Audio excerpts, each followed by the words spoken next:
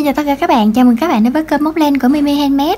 Hôm nay Mimi sẽ hướng dẫn cho các bạn móc một cái mẫu lót ly hoa hồng dễ thương như thế này nha các bạn. Các bạn có thể là tận dụng lót cái tách trà hoặc là cái ly to hoặc là cái bình trà các bạn. Mình có hướng dẫn tăng size ở cuối video á, các bạn nhớ xem hết video này nha. Màu sắc rất là sinh động đúng không các bạn, và cũng rất là dễ móc nữa, rất là nhanh luôn. Mình hy vọng là các bạn sẽ yêu thích cái mẫu lót ly này nha. Bây giờ chúng ta sẽ cùng bắt đầu móc nha các bạn. Với cái đế lót ly này thì các bạn sẽ sử dụng cái len sợi tự do nha. Ở đây là mình sử dụng len miêu cotton nè các bạn. Và mình sẽ phối 3 màu, màu của phần nhụy và màu ở giữa, màu của lá và màu của hoa ha. Ở đây thì trong cái phần nhụy này các bạn có thể là phối màu tự do nha, rồi chúng ta sẽ phối cái màu hoa riêng cũng được. Và cái lót ly thứ hai á, mình sẽ phối là cái phần nhụy là màu vàng, kế tiếp sẽ là màu trắng, và phần lá sẽ là màu xanh, và cái phần hoa sẽ là màu vàng nha các bạn. Các bạn chuẩn bị cho mình kim móc 3mm và kéo cắt len, kim khâu len. Bây giờ các bạn sẽ lấy len và chúng ta sẽ tạo một cái vòng tròn, đưa kim móc vào vòng tròn, kéo len qua, móc lên 2 mũi móc xích, quấn len, đâm kim vào vòng tròn. Các bạn sẽ móc cho mình 13 mũi móc kép. 1 2 3 4 5 6 7 8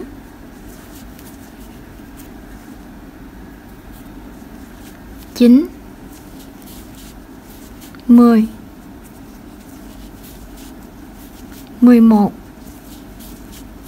12 13. Rồi sau đó các bạn sẽ kéo cái vòng tròn này cho nó nhỏ lại. Chúng ta sẽ trượt mũi vào chân móc đầu tiên. Đây, chân móc đầu tiên là chân móc này nè các bạn. Các bạn sẽ kéo len qua, ra một mũi trượt.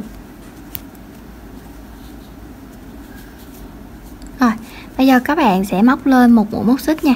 Chúng ta sẽ cắt đi cái đoạn len này. Rồi các bạn sẽ thay cái màu của cái tầng kế tiếp á. Rồi các bạn sẽ đâm kim vào cái chân móc mũi dời á. Đây, cái chân móc bên đây. Rồi các bạn sẽ kéo cái phần len màu trắng này qua, móc lên 2 mũi móc xích. Rồi bây giờ chúng ta sẽ nẹp cái cọng màu vàng và cọng màu trắng lại. Các bạn quấn len một vòng lên kim nè, đâm kim vào cái chân móc đầu tiên á các bạn. Các bạn kéo len qua một lần nè, kéo bằng độ cao ha của 2 mũi móc xích trước đó. Quấn len, đâm kim, kéo len 2 lần, quấn len, đâm kim, kéo len 3 lần, quấn len, đâm kim, kéo len. Chúng ta đã kéo được 4 lần rồi đó các bạn. Bây giờ các bạn sẽ kéo qua hết những cái chân móc trên kim như thế này luôn. Sau đó các bạn sẽ móc lên 2 mũi móc xích. Rồi bây giờ chân móc kế bên các bạn cũng sẽ tạo một cái hạt bắp tương tự nha. Các bạn quấn len nè, đâm kim lần 1, lần 2, lần 3, lần 4. Rồi sau khi móc được 4 lần á, các bạn sẽ kéo qua hết và móc lên 2 mũi móc xích. Tiếp tục các bạn lại tạo một bắp ở cái chân móc kế bên. 1 2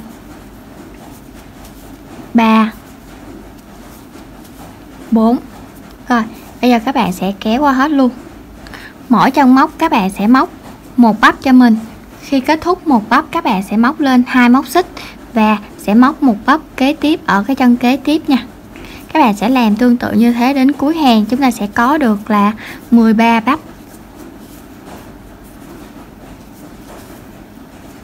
Rồi kéo qua hết. Sau đó móc lên 2 mũi móc xích. Rồi những cái hạt bắp còn lại các bạn sẽ móc cho mình đến cuối hàng này nha. Khi các bạn móc đến cuối hàng, còn một bắp cuối cùng này các bạn cũng sẽ móc lên 2 mũi móc xích nha. Rồi chúng ta sẽ trượt mũi vào cái chân móc đầu tiên bên đây nè các bạn. Đây. Rồi các bạn sẽ trượt mũi nè. Các bạn kéo cái len này lên. Rồi bây giờ các bạn sẽ cắt đi nha. Rồi chúng ta sẽ lấy cái kim móc á, kéo cái cọng len này xuống nè. Rồi một lát nữa các bạn sẽ nẹp cái phần len này vào trong mũi móc luôn nè. Bây giờ các bạn sẽ lấy cái len màu xanh ra nha. Rồi bây giờ các bạn sẽ đâm kim vào cái dây này nè các bạn. Đây, những cái dây này bất kỳ luôn ha. Bây giờ mình ở đây là mình có cái cọng len nè, mình đâm kim vào cái dây kế cái cọng len đi để mình giấu nó luôn. Rồi các bạn sẽ đưa cái len màu xanh và các bạn sẽ kéo cái len này qua, nẹp len màu trắng và cái len màu xanh lại. Rồi các bạn sẽ móc lên cho mình 5 mũi móc xích. 3 mũi móc xích đầu tiên tượng trưng cho một mũi móc kép, 2 mũi móc xích ở cái này nè là cái khoảng cách của 2 mũi móc kép nha các bạn. Và các bạn quấn len nè, đâm kim vào và móc cho mình một mũi móc kép ở cái điểm này nữa nha, coi như là một kép, 2 xích và một kép nè các bạn. Rồi bây giờ các bạn sẽ di chuyển kim móc qua cái dây kế bên này, tạo cho mình một cái cụm y hệt như bên đây, một kép, 2 xích và một kép. Rồi tiếp tục qua cái dây bên đây, các bạn lại tạo cho mình một kép, 2 xích và một kép. Các bạn sẽ tạo như thế lần lượt đến cuối hàng luôn nha. Một kép, 2 xích, lại một kép vào từng dây, rất là đơn giản luôn đúng không các bạn? Rồi khi mà tạo xong cái hàng này thì chúng ta sẽ thay màu làm cái phần hoa ha.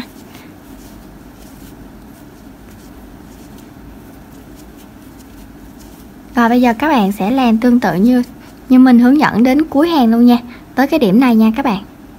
Sau khi các bạn móc đến cuối hàng, các bạn sẽ trượt mũi vào cái trong móc xích thứ 3 nè, 1 2 3. Chúng ta sẽ trượt mũi vào đây nha. Rồi các bạn cũng sẽ kéo cái đoạn len này, cắt len đi.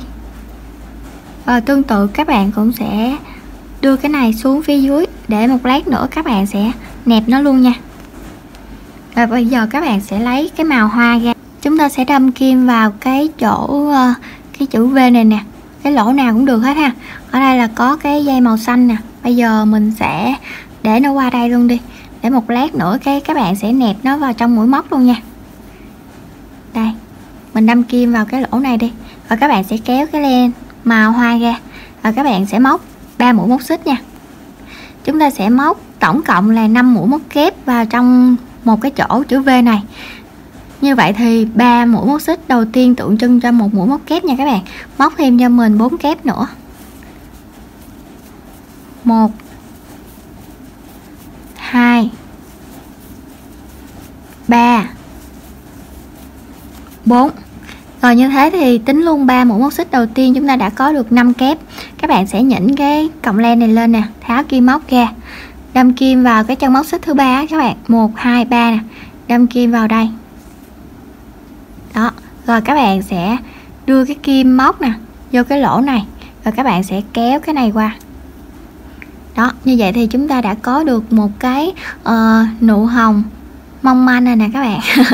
Rồi bây giờ các bạn sẽ móc lên cho mình 4 mũi móc xích nha. Rồi bây giờ các bạn sẽ di chuyển kim móc vào cái chỗ chữ V này nè, cái thân này nè, các bạn móc cho mình 5 mũi móc kép, 1 2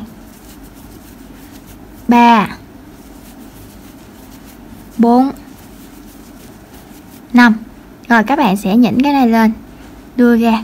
Rồi cái chân móc đầu tiên này các bạn sẽ đâm kim nè, rồi các bạn sẽ đưa kim móc vào cái lỗ này, và các bạn sẽ kéo cái len này qua. Rồi chúng ta đã có được một cái nụ hồng thứ hai rồi nè các bạn. Rồi các bạn cũng sẽ móc lên cho mình 4 mũi móc xích. Chúng ta lại móc vào cái chữ V bên đây một cái nụ hồng nữa với 5 kép, 1 2 3 4 5. Rồi nhỉnh cái này lên, tháo cái kim móc ra, đâm kim vào cái chân móc đầu tiên, kéo cái len này đưa qua đây, móc lên 4 mũi móc xích. Và các bạn sẽ làm tương tự cho mình đến cuối hàng luôn nha. Rồi, mỗi cái chữ V như thế là một cái nụ hồng nha các bạn. Chúng ta sẽ gặp nhau ở cuối bên đây luôn nè. Rồi các bạn tới cái chỗ này các bạn cũng sẽ nẹp cái sợi màu xanh này vào trong mũi móc luôn nha.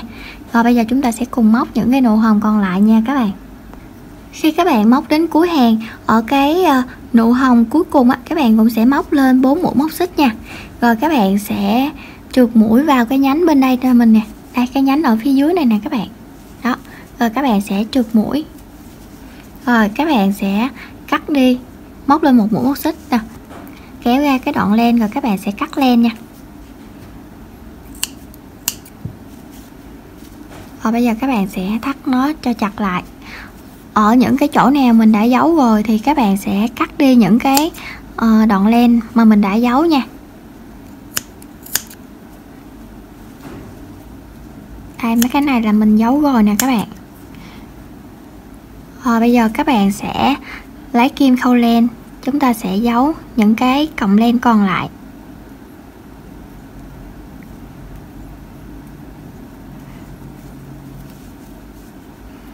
Rồi bây giờ các bạn sẽ đâm kim xuống phía dưới này.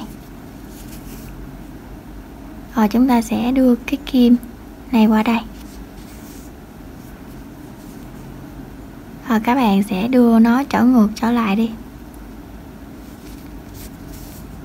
Rồi các bạn sẽ cắt len nha. Rồi ở đây chúng ta còn một cọng nữa nè. Rồi các bạn sẽ giấu đi cái sợi len ở chính giữa này luôn nha. Như vậy là mình đã hướng dẫn cho các bạn móc thành công cái mẫu lót ly hoa hồng như thế này nè các bạn. Ở đây là mình tận dụng mình lót cái ly trà nha các bạn. Còn nếu mà các bạn muốn tăng size để nó to hơn á thì các bạn sẽ tăng thêm một cái hàng mũi móc kép nữa nha. Thì ở đây là 13 mũi móc kép nè, hàng thứ hai sẽ là 26 mũi móc kép á các bạn. Mỗi chân móc chúng ta sẽ móc 2 mũi móc kép ha. Thì hàng thứ hai chúng ta sẽ có là 26 mũi, thì các bạn sẽ móc lên cho mình 26 hạt bắp nha, để mà cho nó to hơn á các bạn.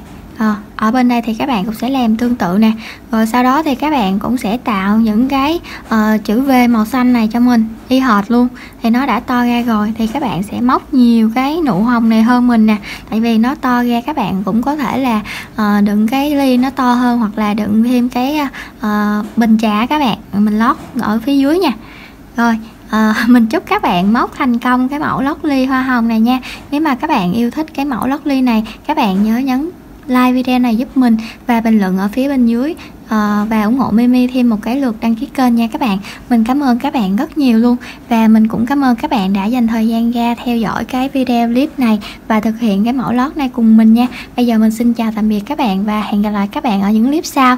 Bye bye.